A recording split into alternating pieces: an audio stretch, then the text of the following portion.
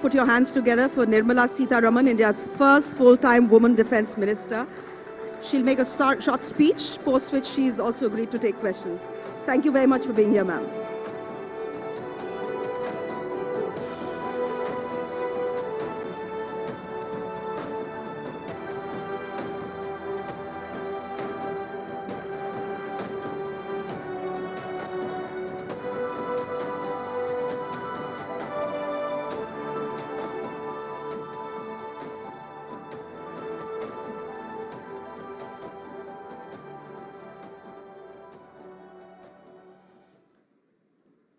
Good evening.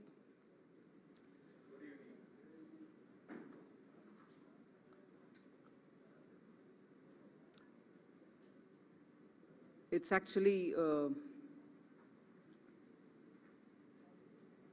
event I would have looked forward to, participating, being with you all, sharing some thoughts. But it so happened that I wasn't going to be able to make it, and gave a bit of a not so pleasant message, after which I was put some sense into. Maria and Joshi all spoke to me and said, in spite of the fact that you're not going to be in town, you'd make sure you'll come here. And I can see why. Since yesterday, the buzz going around this event and also the kind of inputs that you've had is something which I shouldn't miss. I shouldn't have missed, I shouldn't, and I wouldn't want to miss. But the sense prevailed, and here I am. So thank you, Maria. It's for you that I've made it. And thanks very much for all those who are here.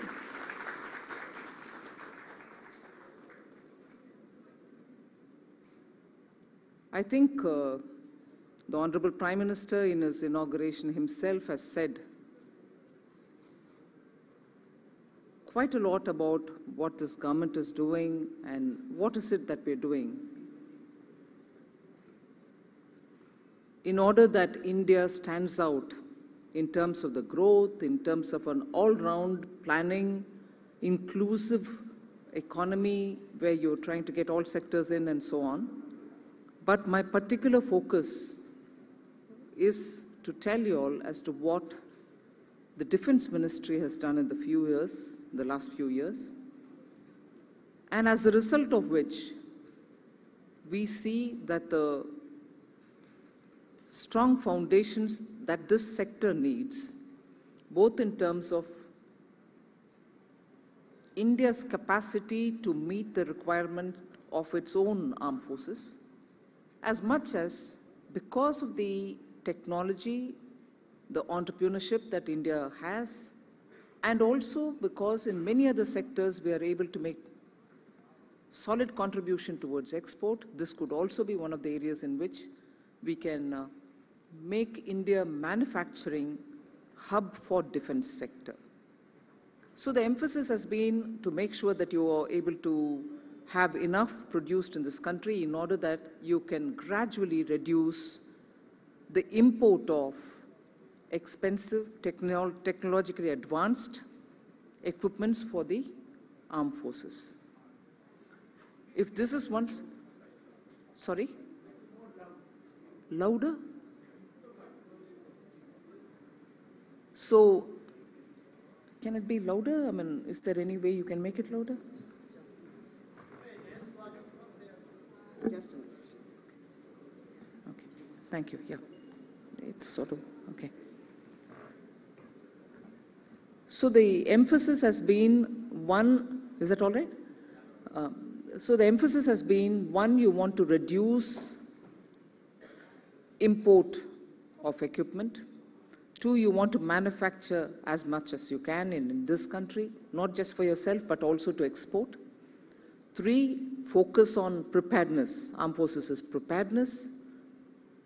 And outstanding issues of welfare, disability, education, and so on. So I think on each one of this, we've made enough progress. Enough is not to say enough for the forces, I can do lots more, but for the time given, in the time that I had in my hand, we've made rapid steps progress. I'm straight coming from Tamil Nadu, where after the budget announcement, 2 defense production corridors were announced, as you are aware. We've announced one in Tamil Nadu and one in Uttar Pradesh.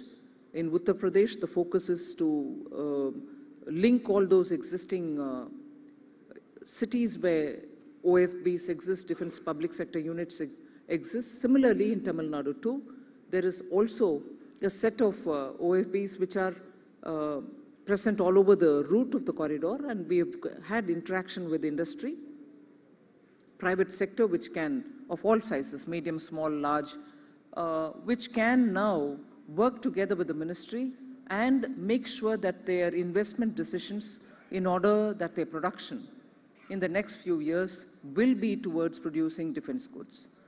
So there is this kind of a momentum which is given, both supported by the budget and also supported by the policy of Make in India, Make in India, with a very big accent of Indian designed, Indian made, Indian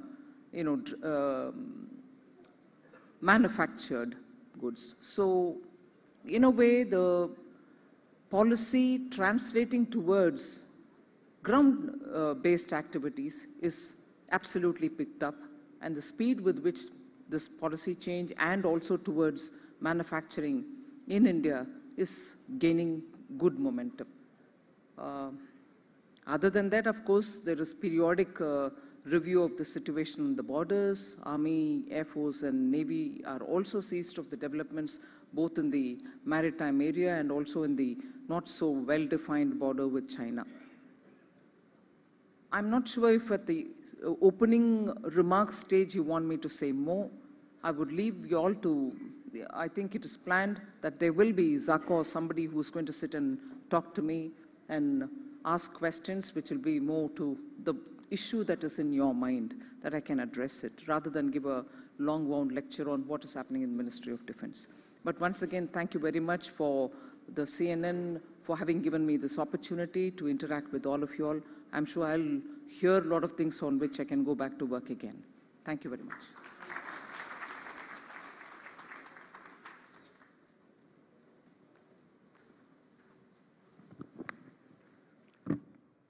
Thank you very much, ma'am, for, first of all, making it here, because she's coming straight from the airport. She was in Chennai all through the day today, and the very fact that she's here in itself, I think, is remarkable. Thank you very much, first of all, for that.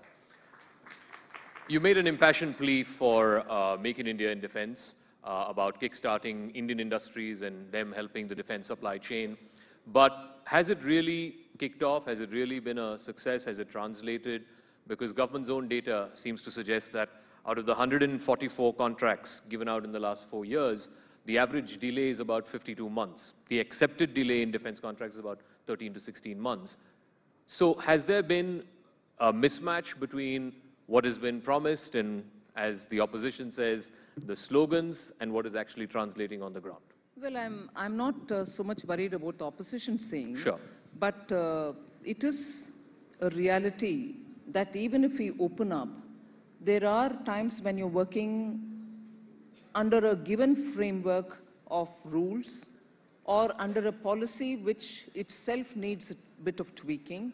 And that's why, even as I said in my opening statement, Make in India, the Prime Minister announces on the rampart, from the ramparts of the Red Fort, after which we have made some policy changes. But as we go along, when we hear from the stakeholders that more is to be done, we have kept changing. And that is why we are now very confident that the changes with which the new defense procurement policy is going to be announced sooner, a lot more of what has been the takeaways from the interaction from the stakeholders will be incorporated and will make it even more simpler. And even as it is, I think a few things have been announced. Nearly 21 such projects have been taken out to be given to the Indian private sector. Sure. And also we have said you don't have to wait for us to announce an acceptance of necessity for something that we want. Instead, if you think you have something to contribute, suo motu, you can come and we will take on that idea. Third, we've also made a very clear sort of commitment that if after the trials are proven that your product is good enough, we shall not retract our commitment. Okay. So that is something which will give confidence to the investors that if they've done something as per the quality stipulations, and if the prototype is tested, there's no need for them to worry, but we will buy. So that kind of change which is happening, I would think will give us the necessary results. Until now, if it is not really as much as we expected, it's also because these kind of difficulties had to be overcome. You know, before you came here, one of our earlier panelists was Captain Amarinder Singh, and he's a former infantryman himself. And he painted a very dire picture of the situation in terms of weapons, in terms of ammo, in terms of guns. We have a lot of Fauji's in the audience today. And he says that the 7.62 guns, which he used as an infantryman back in the 60s and 70s, is being reintroduced. What is the real picture? Are our forces really well equipped to deal with the challenges that they face? There's no doubt that there is a big challenge in front of us. But it's not as being projected. I'm not contradicting Captain Amarinder Singh, who I've not heard. I don't know what he said here. But the fact is, look at it from two different points of view. There was a huge debate about Chennai. Yeah. Do we have enough ammunitions if we were to have 10 days of intensive war? We have addressed that issue, and I'm glad to say that the vice chiefs have been given enough power, and together with it, enough financial limits have been sanctioned to them so that they can take the decision, buy whatever they need with a sense of urgency, which no better than no one else than they can understand. So that has already been given to them, and they are rapidly making their decisions. No, but ma'am, you've seen the Vice Chief's comments to the Parliamentary Standing Committee on Defence. He says 68% of our weapons are vintage. I've got to be conscious. Sure, absolutely. I've got to be conscious that we are talking about a standing committee report even as the Parliament is in session. So however much I would like to expand on it and say, yes, for everything that is now being said in public about the Vice Chief commenting, there are other things which the Vice Chief has also said which will add much more confidence to us, which also has to have a play in the public discourse. But I wouldn't want to reply, or give an answer to the Standing Committee's report, even as the Parliament is in session, out here. But I'm duty-bound to give it in the Parliament, and I shall do that. But this general sense, and I believe, again, this is a sense that's shared by a lot of ex-Fauji's here, is that the budget allocation for defense this time has been relatively low, in fact, quite low. The point is, again, every country has its own priorities. You need to pay for health, you need to pay for education. In that relative context, vis-a-vis already the amount of the share that the defense budget goes for just salaries and pensions, what is left for weapons upgrade, for modernization, given the kind of challenges that we face from the western side and from the eastern side?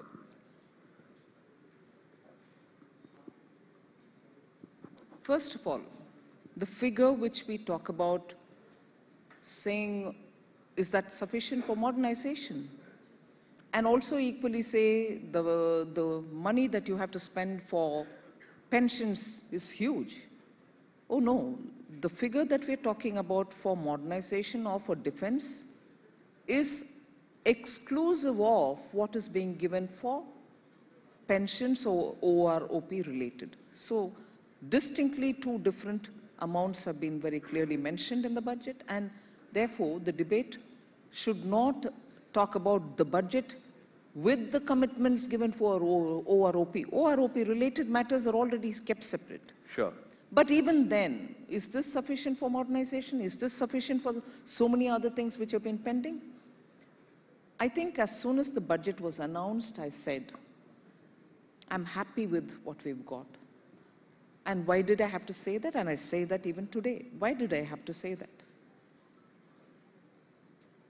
Both my senior predecessors, Parikar and Arun Jaitley, and myself after my coming in September have repeatedly reviewed the situation, looked at all the pending projects on which decisions had not been taken over a decade, prioritized, made the forces prioritize on what they want with a sense of urgency, what can wait, what cannot. And based on that, our consultations with Ministry of Finance happened. Okay. So it's not as if, devoid of the list of priorities that the three forces have given, we've rushed to something with the Finance Ministry, or we didn't commit ourselves to the Finance Ministry, and what they gave us crumbs we've taken. I'm sorry, that's a wrong picture. The consultations happened after the three forces and the Coast Guard made their list of priorities. Well, for a decade if decisions are not made, and if there is a list of 100 for each of them, from among them there should be some priority for me to demand funds for 1 year based on the 10-year waiting list. Sure. How much more can I do? Not that I want a credit saying I've done, but the ministry has continuously, with the forces telling us and reshuffling the priorities, assessed our demand. And therefore, to suddenly say, for the level of modernization that the armed forces have to undergo, this is insufficient. The level of modernization that the armed forces has to undergo, I understand. We have to give a lot more. Sure. No doubt on that.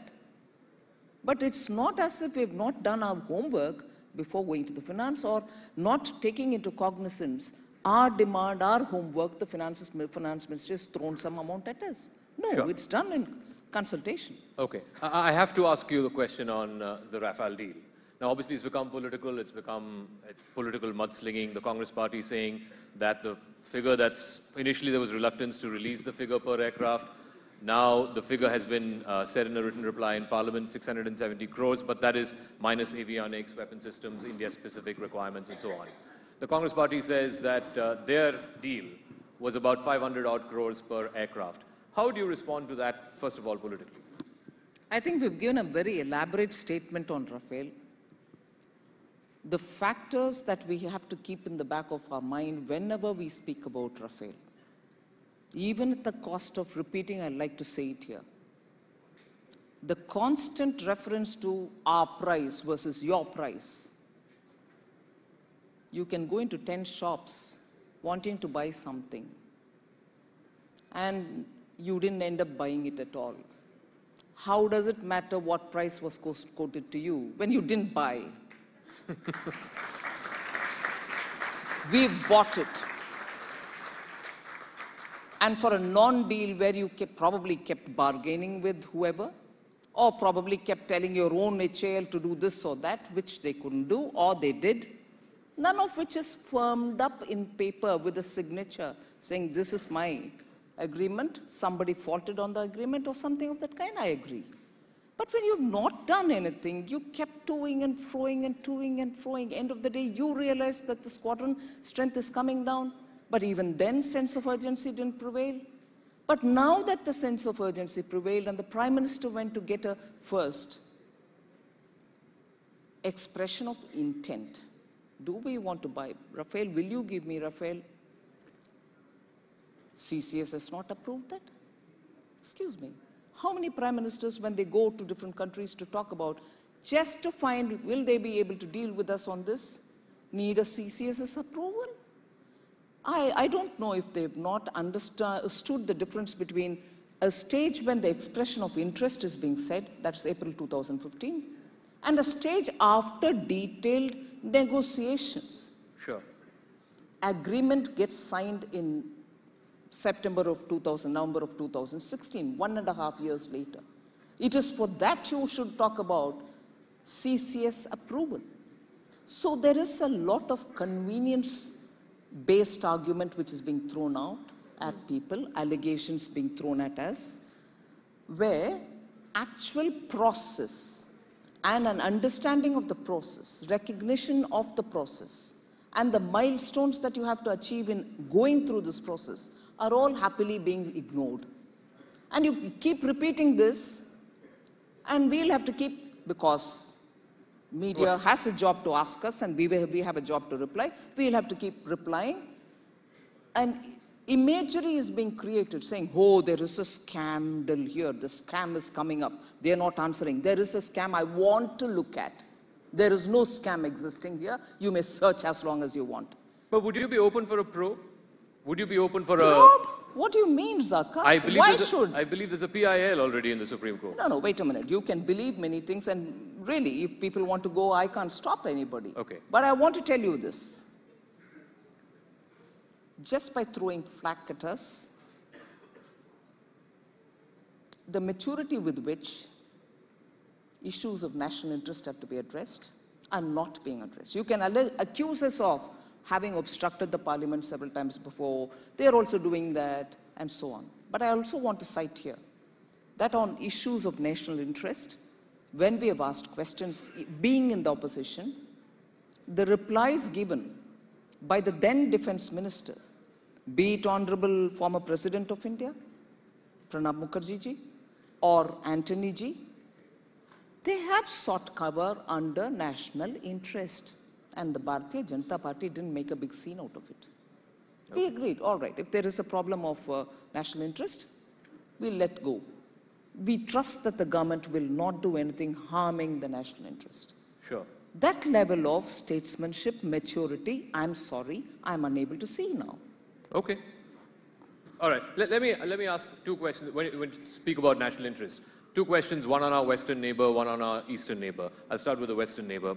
As per MOD's own stats, the Army's own stats, there were more than 900 ceasefire violations last year. In the first couple of months of this year, there have already been close to 200.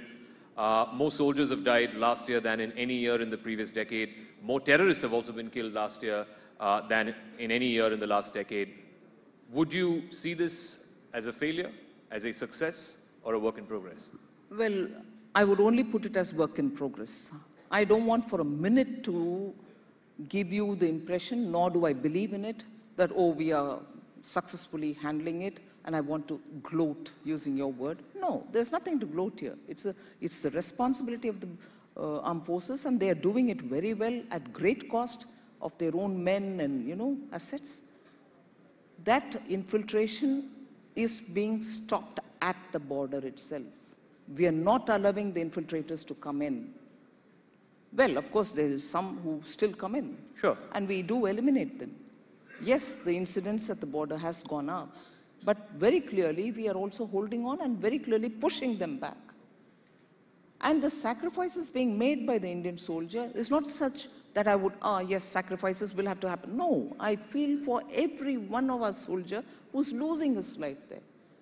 It is such a, it's such a heartbreaking, development every time you hear something like that.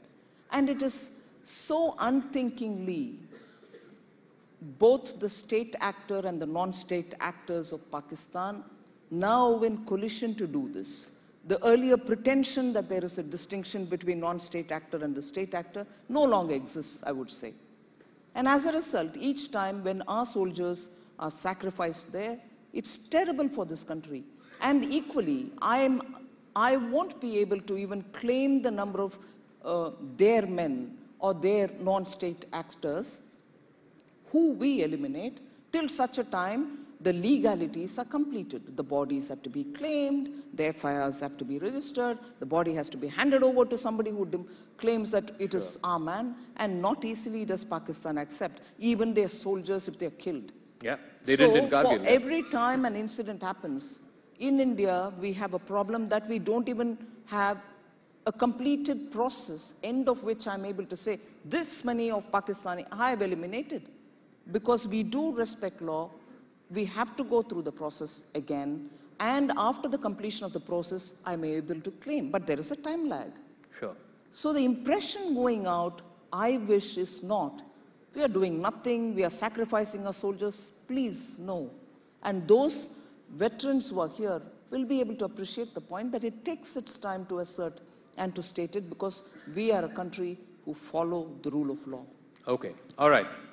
Let's talk about our eastern neighbor. And you're all very well aware of what happened last year, the 72-day long standoff in Doklam. Now, post that, India stood her ground and everybody appreciated that. But post that, there are some concerns that there's massive build-up on the Chinese side, including building of massive infrastructure. Should we be worried? Will there be a Doklam too? I don't think. And of course, the Ministry of External Affairs has been giving elaborate answers on what has been developing or what is the status now in Doklam. I would not want to add more words to what they have said already. I'd certainly say there is no Doklam 2 that I can think of. But at various levels, the engagement is going on. Mm-hmm. You have established processes. There is a permanent representative who's had about 20 different set of meetings. Then you have the border personnel meeting, the flag officers meeting. All this, and I think recently the Army Chief has also come out to say, we have resumed these talks.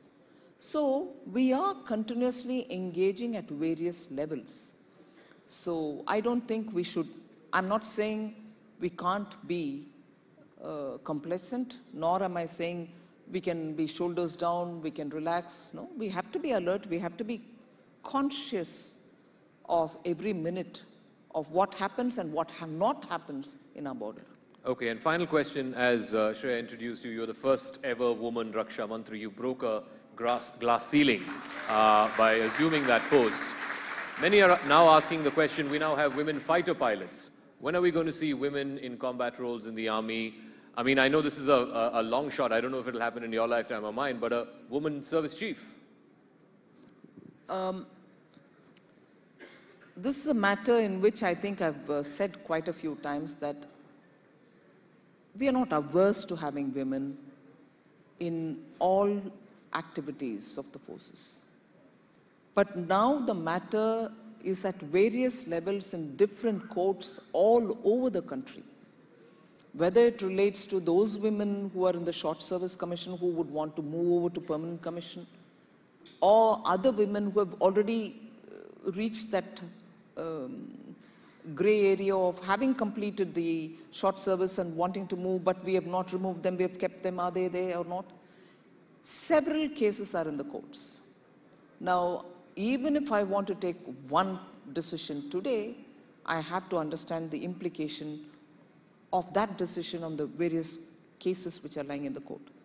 So this is a bit complicated, only to that extent, complicated for nothing else, but the fact that it is still in the court, at different courts. So we are taking, step by step, some kind of a position with which, end of the day, we open it all up for women too. We are not averse to it. All right, ladies and gentlemen, the Raksha Mantri, Nirmala Sitharaman. Thank you very much.